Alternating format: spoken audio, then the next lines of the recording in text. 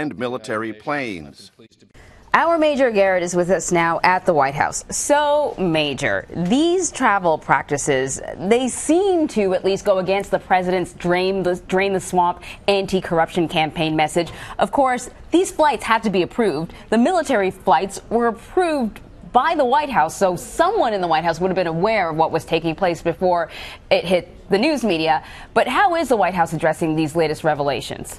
Well, I had an interview yesterday with Steve Mnuchin, the Treasury Secretary, as part of the Atlantic Magazine and Aspen Institute's Washington Ideas Festival, and I asked him, has the President of the United States or Chief of Staff John Kelly issued you or any other cabinet secretary a new directive on how to handle your flights, either using military aircraft or private charters?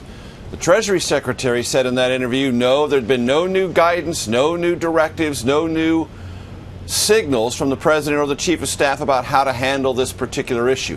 Now, military aircraft are slightly different. There are, for some cabinet secretaries, and the Treasury Secretary is one of them, occasions where you need secure communications and other things that a military aircraft can and should provide. There is a much different category, though, of private charter jets, and it's there where the EPA Administrator, the HHS Secretary, and Ryan Zinke, the Interior Secretary, are really getting into hot water. Because let's remind ourselves what President Trump said, not just during the campaign, but in his inaugural address.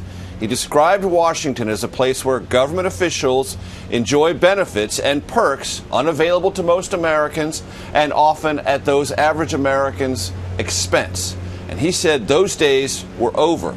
Well, it's this use of private charter jets by his own cabinet secretaries that have brought that promise and that declaration into sharp question. And I can tell you this, there is more than a little bit of unease about the job security of Tom Price, the HHS Secretary. I know here at the White House, within the last 2 days, there was a very serious high-level meeting about his future. It was decided there he would stay. But these revelations continue, and I would have to describe Tom Price's hold on his job at least as tenuous.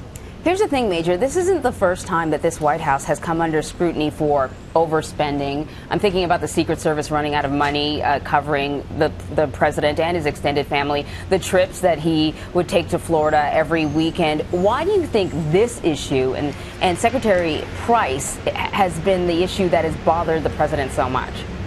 Well, the president's own travel is a separate issue. Wherever the president goes, that's a fixed cost.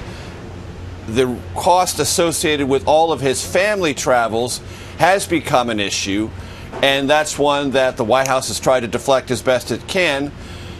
But it's family. Family is different than a cabinet secretary. The president's sense of loyalty and commitment and absolute protection of his family and whatever his family members do is, just as I said, absolute. Cabinet secretaries fall in the Trump world in a different category.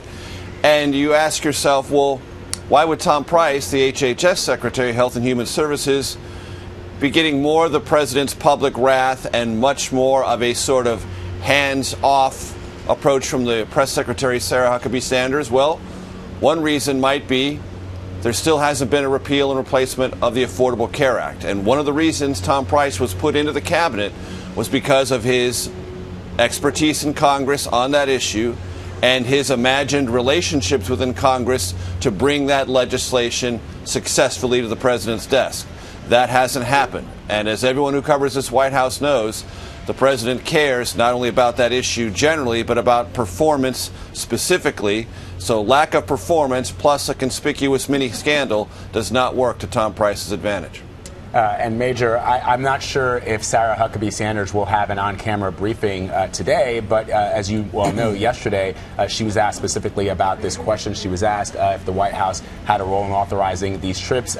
She claimed that they did not, so it'll be interesting to hear what she has to say today now that the revelations have come out that perhaps the White House did have a role, at least in the case of Secretary Price. But I want to ask you about the White House's review of this private email account controversy that includes Ivanka Trump, her husband Jared Kushner, and the president's chief economic advisor, Gary Cohn. What are you hearing about this internal review or investigation, or however they're categorizing it? Right. So investigation sounds heavy-handed, and it probably is not an investigation in the sense of investigators asking people questions and looking into underlying use of private email accounts. However, it is the White House counsel's office doing what is now required by any White House counsel's office. Look, you're not supposed to use private accounts to conduct any government business at any level, under any set of circumstances. Everyone who comes into the White House is briefed about that. They know that coming in. And certainly the campaign gave us quite a lengthy discussion about the political and potential legal perils of private email use. Now, let's just pause for a second and say a home-brewed server as Secretary of State is different than a Gmail account for someone who works in the Trump White House. They are not the same. However, you're not supposed to do it. That's just a fact. And now it has been disclosed that the three you just mentioned, Ivanka Trump, Jared Kushner, Gary Cohn, all still in the White House, did do this and conducted some government business on those private accounts. So the White House counsel's office wants to know what happened, how frequent was it, and was it in fact a lot of government business?